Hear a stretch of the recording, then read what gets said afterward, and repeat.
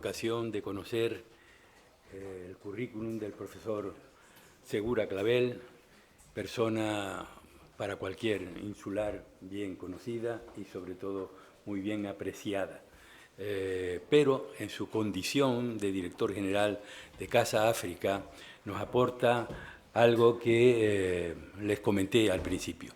Está muy bien restituir, pero lo que hay que hacer es incardinar en el lugar del que se sustrajo el bien para que la comunidad que fue robada encuentre modo de satisfacción cultural e identitaria. Todo lo que se ha expresado aquí tiene mucho sentido y tiene además gran valor, pero la única manera de conservar el patrimonio es educando, educación y formación para quienes lo manejan y sobre todo para quienes son sus legítimos poseedores, que son la ciudadanía. Don José, cuando usted quiera. Pues muchas gracias, profesor Aznar.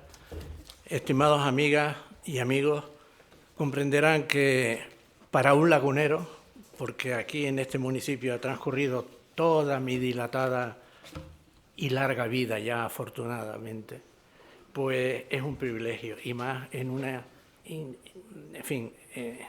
lugar que nos acoge tan digno, que tanto significa para quienes hemos tenido responsabilidades institucionales en este municipio, ¿no? Les doy mi saludo entrañable a todos ustedes desde la timidez que me proporciona el que yo no soy un experto en estas materias, obviamente, no lo soy. Soy una persona con compromiso público, que ha tenido el privilegio de que hace unos cuantos días, cuando el profesor Aznar estaba coordinando y organizando este encuentro, pues tuvo la ocurrencia de conectar conmigo en mi condición de director general de Casa África, que como bien saben ustedes, es una institución, un consorcio integrado por 3 socios, el Ministerio de Exteriores, el Gobierno de la Comunidad Autónoma de Canarias, el Ayuntamiento de la Ciudad de Las Palmas de Gran Canaria, está radicado en Las Palmas. El próximo año va a cumplir su vigésimo año de vida, porque se puso en marcha en el 2006, y si tienen la oportunidad de introducirse en la página web correspondiente de la casa, comprobarán que año tras año lleva a cabo una serie de actividades muy distintas. Es una institución, bueno, pues con ambición intelectual, con dificultades como todas las instituciones desde la perspectiva económica, y toca muchas teclas, si se me permite la terminología. Y cuando el profesor Aznar, desde luego, pues me dijo, mira, Segura, mira a ver si alguien de Casa África puede intervenir en alguna mesa o hacer alguna aportación, se me ocurrió decirle que, bueno, una de las pequeñas líneas de trabajo que Casa África ha tenido en distintos momentos, pues precisamente está vinculada a la dignidad de la reparación de los países africanos.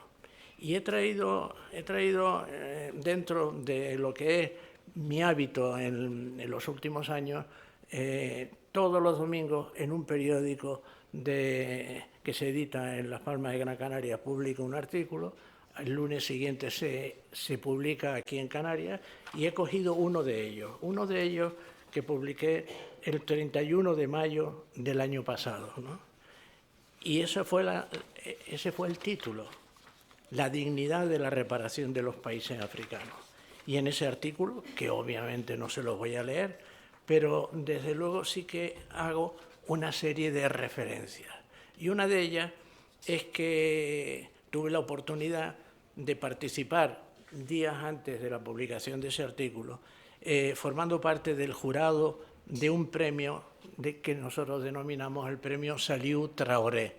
Saliou Traoré, un periodista senegalés que luchó por la independencia de Senegal, que durante más de 40 años fue el delegado de la agencia EFE en Dakar, y cada día transmitía a través de la agencia EFE noticias vinculadas a Senegal y a algunos de los países próximos, ¿no?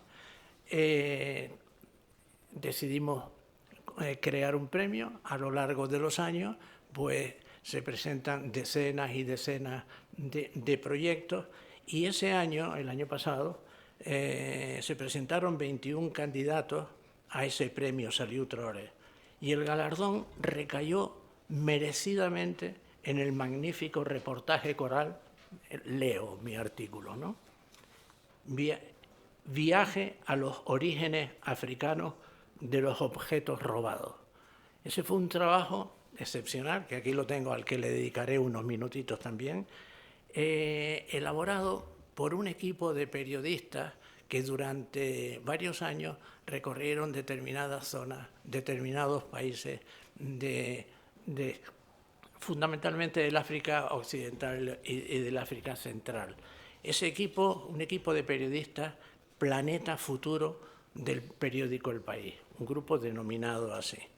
Ese reconocimiento que nosotros le dimos dándole el premio y que lo entregamos precisamente en Casa África, ha sido publicado, está recogido en nuestra página web, un documento desde luego muy extenso, que marca una serie de líneas, marca una serie de comportamientos y de actitudes éticas que desde Casa África hemos defendido. Yo les recomiendo, si me permiten la arrogancia, de la recuperación, y si quieren yo a través del profesor Aznar puedo hacerlo llegar vía online y si él estima oportuno distribuirlo, les recomiendo una lectura atenta y pausada de ese enorme trabajo elaborado por varias voces simultáneas. Es una especie de coro de periodistas que ponen de manifiesto, desde luego, una sensibilidad en lo que se refiere a la recuperación de piezas de arte africano que habían sido robadas y trasladadas a los países coloniales en diferentes etapas. Y hace referencia tanto a la estatua de la diosa Ngonzo, en Camerún, que se encuentra en el Museo de Berlín, o hace referencia al tesoro real de Abomey, que Francia devolvió a Benín precisamente hace 4 años, o hace referencia a la famosa piedra roseta de los egipcios, estrella del Museo Británico de Londres, o hace referencia a un tambor parlante con gran sentido histórico para los ciudadanos marfileños, para Costa de Marfil, y que había sido arrebatado a sangre y fuego por los franceses a principios del siglo XX y que todavía se encuentra expuesto en el Museo Quai Branly de París. Son piezas, a modo de ejemplo, que fueron hurtadas ¿por quiénes? Pues por militares, por misioneros, por científicos, por autoridades coloniales, y que hoy se exhiben como obras de arte en museos europeos, o que directamente están almacenadas en el depósito de un museo que considere que no son lo suficientemente bellas o importantes para el valor histórico. Sirva a modo de ejemplo una sola cifra. El Museo Nacional de Camerún actualmente dispone de una colección de 6.000 objetos, pero al mismo tiempo, solo en Alemania se han catalogado cerca de 40.000 objetos camerunenses. ¿Qué sentido tiene todo esto? Una reflexión excepcional, me tomé la libertad de referenciarla, se me quedó grabada personalmente, reitero, de la lectura de un reportaje.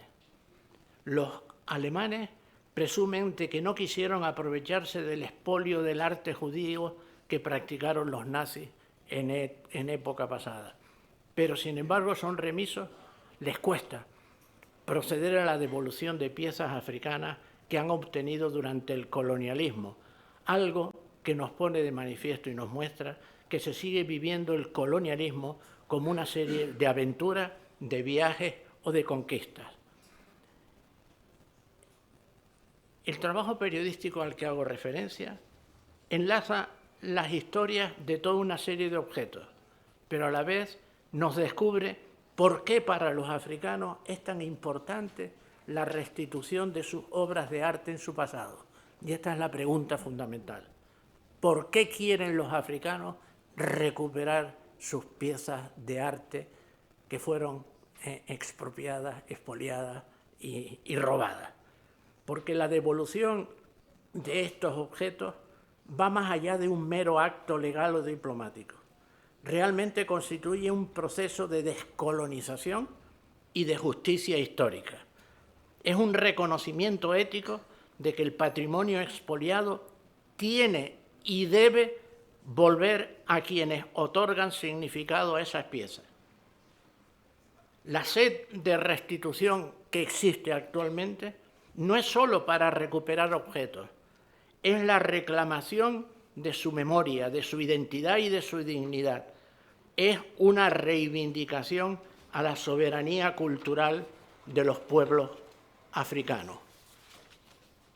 Cuando decidimos otorgar ese premio a ese excepcional trabajo, tuvimos en cuenta que la Unión Africana, ya en el año pasado, en el 25, la Unión Africana designó ese año como el año de la justicia para los africanos y para las personas de ascendencia africana a través de las reparaciones. En la argumentación que en su día hizo, reitero, la Unión Africana, para justificar este tema, sostenían que la restitución del patrimonio expoliado es una parte integral y visible de este esfuerzo por abordar las consecuencias de los crímenes históricos, de las atrocidades masivas que se cometieron contra africanos y personas de ascendencia africana, incluyendo la colonización, el comercio transatlántico de esclavos, el apartheid y el genocidio. Ese reportaje, a disposición, una vez más lo reitero, de todos ustedes en nuestra página web, facilita la comprensión pública sobre la restitución, detalla historia, detalla perspectivas de comunidades africanas y detalla los desafíos de la devolución. Humaniza el debate y destaca que la justicia, a través de las reparaciones, es crucial para un futuro justo y equitativo para africanos y afrodescendientes. Nos recuerda, y quiero reiterarlo, que recuperar estos objetos permite a las sociedades que son sus propietarias originales, les permite reagruparse, reapropiarse de su historia, contarla desde su perspectiva, y cada objeto restituido trasciende su valor histórico, artístico o monetario y simboliza la resistencia, el sufrimiento y la perseverancia de comunidades que ven en su regreso una reivindicación de su dignidad.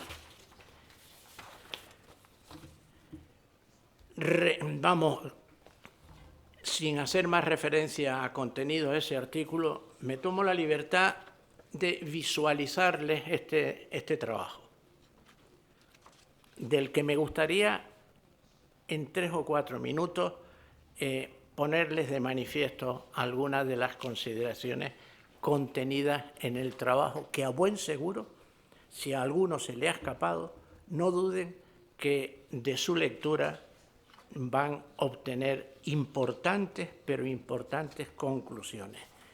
E inicio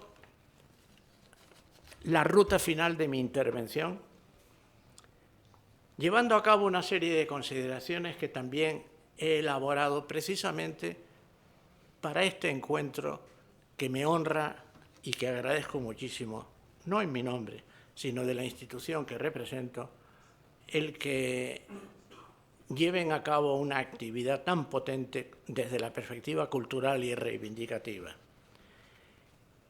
Y en estas consideraciones que he elaborado en estos últimos días, reitero que lo que he venido a contarles es que el tema que nos ocupa, la reparación histórica, la restitución del patrimonio, no es solo una cuestión de museos o de arte. Esto está teniendo hoy una importancia colosal en la geopolítica mundial impulsada por los países africanos. Es una cuestión de dignidad, una cuestión de justicia, una cuestión como de cómo decidimos construir nuestra relación futura, la de los países europeos, con África. Por ello es fundamental conocer cuál es la perspectiva que tienen los propios africanos en este debate. ¿Qué piensan ellos? Y los hemos tenido en Casa África muchos representantes que han dejado escritos sus consideraciones.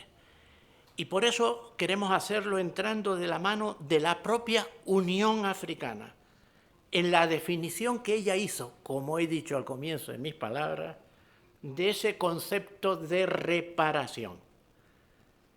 Reitero que el pasado año la Unión Africana declaró este concepto y declaró el año como el año de la justicia para los africanos y las personas de ascendencia africana a través de las reparaciones. Esa declaración de la Unión Africana no fue solamente simbólica, sino que llevó a convertir la reparación por el colonialismo, la esclavitud y el apartheid, como acabo de decir, en un proyecto bandera reivindicativo de la Unión Africana. Se reconoció que el daño no es una cosa del pasado, no es algo del pasado, sino que se manifiesta hoy en las economías y en las vidas de los africanos. Esa declaración, como dice la Unión Africana, no lo digo yo, reitero, está en el contenido de la resolución, se consideró como una respuesta a las consecuencias de los crímenes históricos vinculados al colonialismo, la esclavitud, el apartheid y otras formas de dominación, así como una herramienta para recuperar la soberanía sobre la propia memoria histórica y el patrimonio cultural africano.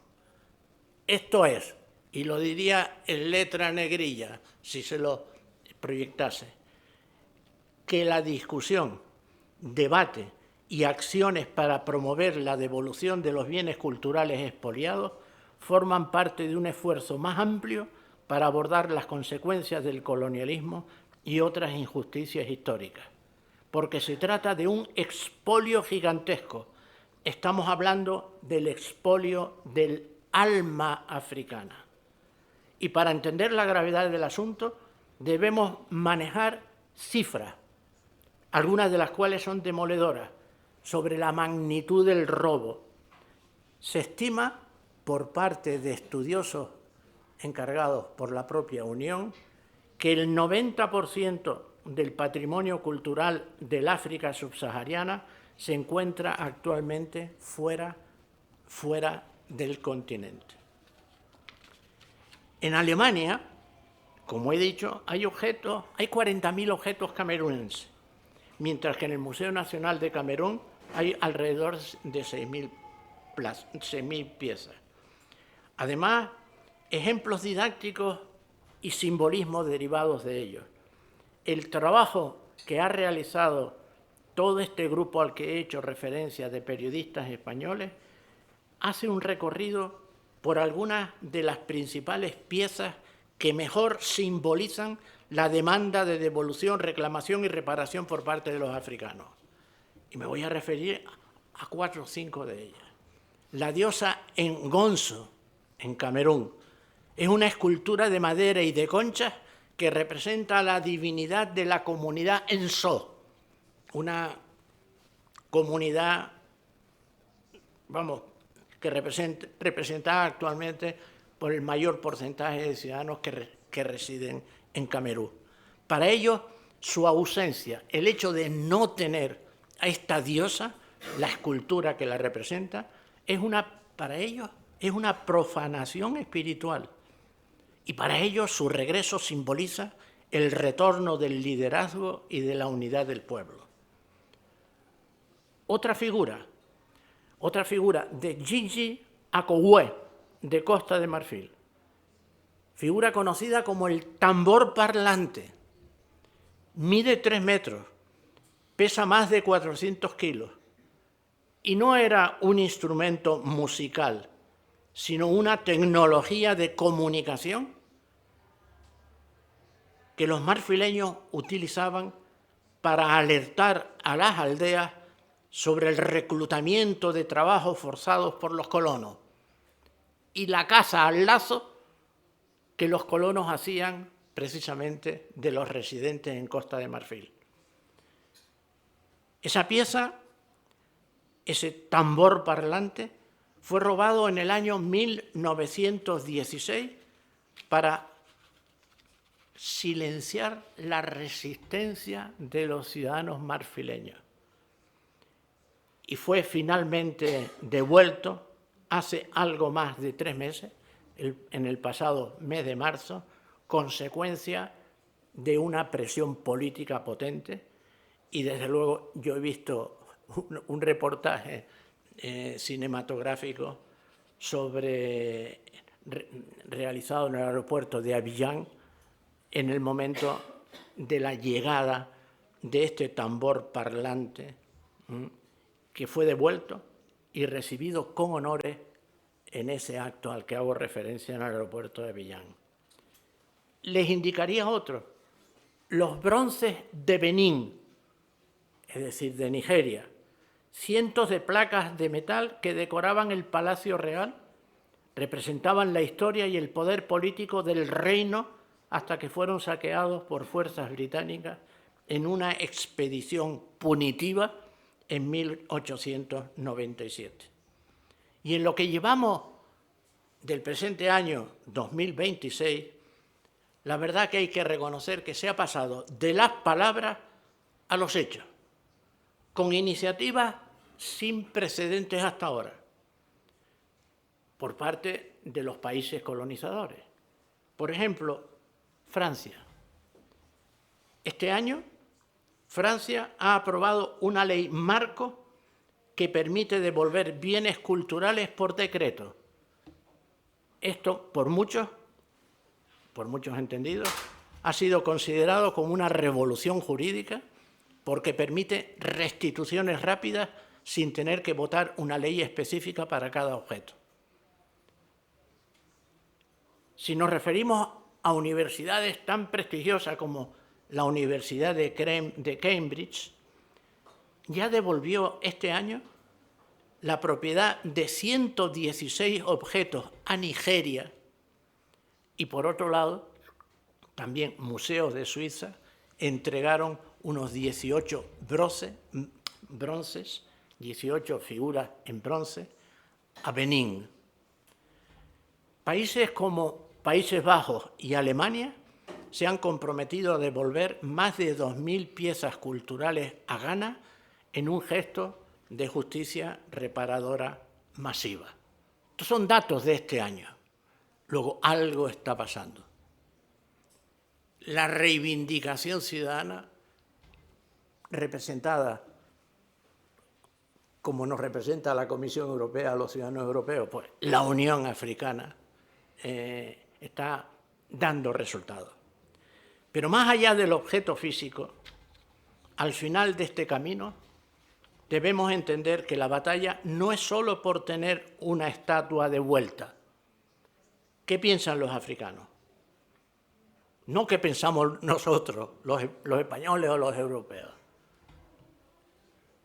Los africanos, yo diría que reclaman soberanía cultural, el derecho a narrar su propia historia y no ser siempre, digamos, entre comillas, explicados por otros. Los africanos reclaman justicia cognitiva. ¿Qué reclaman? Restaurar la verdad sobre sus civilizaciones, demostrando que en África siempre hubo arte, belleza y ciencia. ¿Qué otra cosa reclaman los africanos? Reclaman propiedad y reparación. Y como dice Kudu Onikeku, director del Museo Yoruba de Lagos, si una pieza ha generado beneficios en Europa durante 100 años, devolverla sin más no es una reparación total. Se reclama el reconocimiento de la propiedad y de los beneficios históricos obtenidos en su exposición. En suma, ¿qué mensaje pretendo hacerles llegar a ustedes y que me honran prestando atención a estas reflexiones, equivocadas o no? Restituir restituir, que en definitiva significa devolver la capacidad de los africanos para producir conocimiento sobre su propio pasado. Reclaman un paso necesario para una relación de igualdad entre naciones. Reclaman que la restitución del patrimonio, reitero, no es una reclamación aislada, tiene un profundo significado. Significa la expresión visible de una demanda más amplia de reparación, reconocimiento y redistribución del poder internacional. Del poder internacional que lo reivindica África. Que África no es solo un lugar donde se produce bauxita en grandes cantidades, que es comercializada y convertida en aluminio en Europa. África reivindica, no es solo un lugar que produzca cacao, sino que haya también fábricas de chocolate, que reconvierta el poder natural precisamente en poder industrial y en beneficio económico a sus ciudadanos. África no reclama que se le devuelvan piezas. África hoy en día está reclamando autoridad, capacidad de decisión y presencia en los espacios políticos donde se decide el mundo. Para los africanos, durante demasiado tiempo, el continente fue mirado, narrado, explotado y gobernado desde fuera. Por eso, cuando reclama la devolución de sus bienes culturales, ojo a este dato, no pide únicamente el regreso de objetos a sus comunidades de origen, pide algo más. África reclama soberanía sobre su memoria, autoridad sobre su historia y reconocimiento como sujeto político pleno. No se trata solo de reparar el pasado, sino de corregir desigualdades que siguen presentes. Y en esta misma lógica se observa hoy en el terreno geopolítico, y permítanme esto porque a veces los canarios solo nos fijamos en los cayucos y en unos seres humanos desesperados que van a bordo del cayuco, y a veces los canarios razonamos de una manera que mejor es olvidarla. África, con las reivindicaciones de muy diferente índole, a las que algunas de ellas he hecho referencia, África en el terreno geopolítico mundial, internacional, reclama más presencia en esos espacios en los que se toman grandes decisiones internacionales. Y va avanzando, y va avanzando. Y lo vemos en la demanda africana de reforma del Consejo de Seguridad de las Naciones Unidas, por ejemplo. Resulta difícil entender la legitimidad de un órgano encargado de la paz y la seguridad internacional, que está fracasando estrepitosamente, como nos lo dicen los acontecimientos mundiales de los últimos años, cuando un continente de más de 1.400 millones de seres humanos, que es el continente africano, atravesado por buena parte de los conflictos de la agenda de conflictos internacionales, pues África no cuenta con ningún asiento permanente en ese órgano encargado de la paz y la seguridad.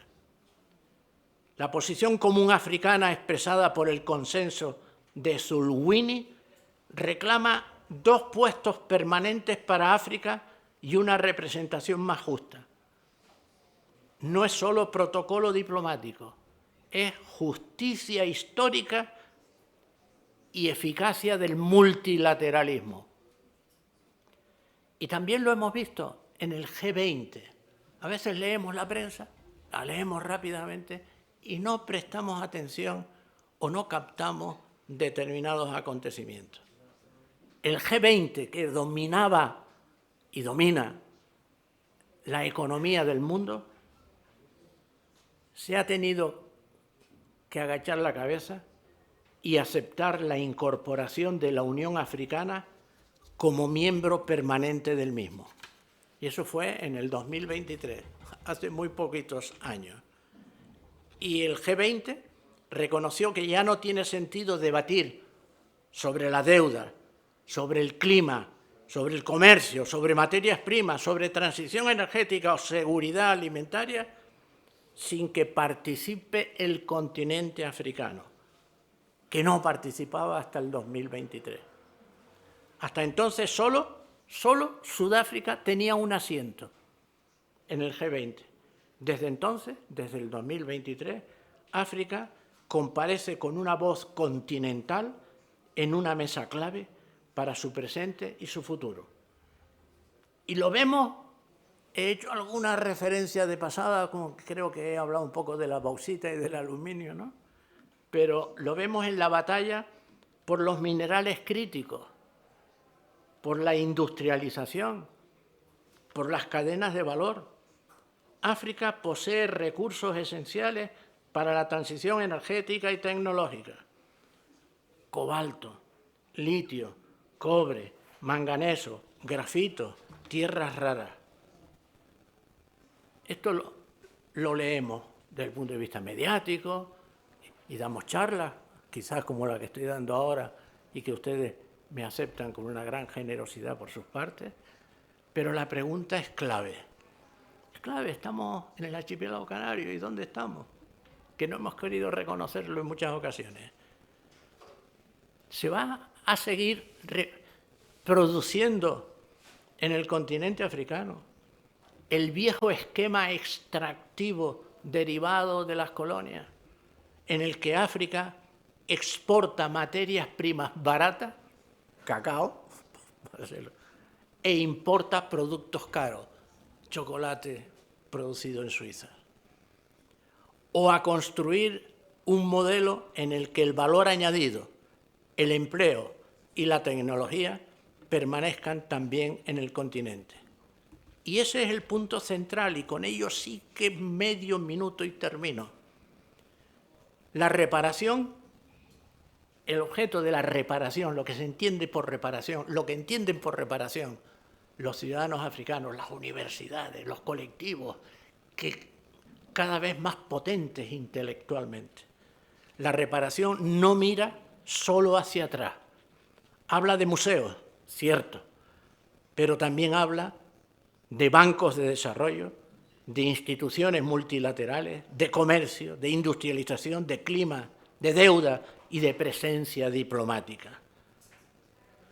Habla la reparación de una África que ya no acepta ser tratada como objeto de ayuda, estudio o intervención, sino como socio, interlocutor y protagonista.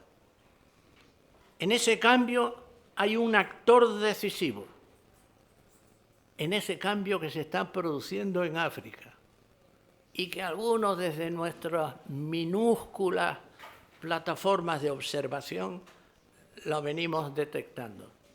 Minúsculas plataformas, no somos think tanks potentes, me refiero a la institución de la que formo parte. ¿Qué está ocurriendo hoy en día? Pues hoy hay un actor decisivo que impulsa esa reparación ampliamente concebida. Me refiero a la juventud africana. África es el continente más joven del planeta. Más del 60% de su población tiene menos de 25 años. Y a mediados de siglo, 1 de cada 4 habitantes del mundo será africano. No es un dato estadístico, sino que son, pues son una fuerza política, cultural y económica de primer orden. Por eso, estimados amigos, debemos mirar las protestas recientes de jóvenes africanos en muchos países africanos no como episodios aislados, no, y lo leemos en la prensa diariamente. En Kenia, la generación Z salió a la calle contra una ley fiscal injusta. En Nigeria, miles de jóvenes protestaron contra el encarecimiento de la vida y la mala gobernanza. En Marruecos, la generación Z212 denunció la distancia entre las grandes inversiones de prestigio y las carencias de servicios públicos. Con diferencias nacionales, todas vienen a expresar un hito común. Y eso lo diría yo con grandes palabras. Una generación conectada, formada, impaciente y consciente de que la dignidad no puede esperar. Esa es la generación que reivindica en diferentes países hoy en día. Por eso, cuando hablamos de restitución del arte africano, y por eso me tomé la libertad de sugerirle este título al profesor Aznar, la dignidad de la reparación a los países africanos, por eso cuando hablamos de restitución del arte africano robado durante el colonialismo, hablamos también de algo que interpela a esa juventud y que lo protagoniza. Esas piezas no son solo memoria antigua, forman parte de la identidad, del relato, de la autoestima colectiva de las nuevas generaciones.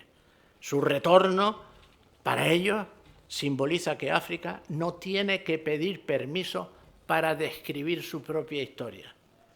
Y la exigencia de mayor presencia, como he dicho, en el Consejo de Seguridad, que lo reivindica, Consejo de Seguridad de Naciones Unidas, o lo que ha alcanzado en el G20, o las grandes decisiones económicas, responden a esta lógica que he intentado transmitirles, quizás un poco torpemente, a ustedes.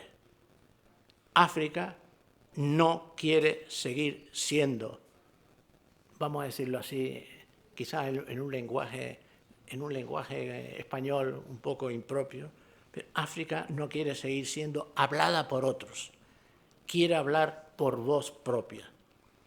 En definitiva, si me aceptan, me iré contento si desde luego he logrado insertarles en sus neuronas el mensaje que reparar no es únicamente devolver. Esto no es nada nuevo, ¿no? Reparar es reconocer, escuchar y redistribuir poder. Ese es el gran mensaje del debate actual. No habrá una relación verdaderamente nueva entre África y el resto del mundo si no aceptamos que justicia histórica, dignidad cultural y presencia geopolítica forman parte de una misma conversación. Y hasta aquí he llegado, profesor y estimados amigos.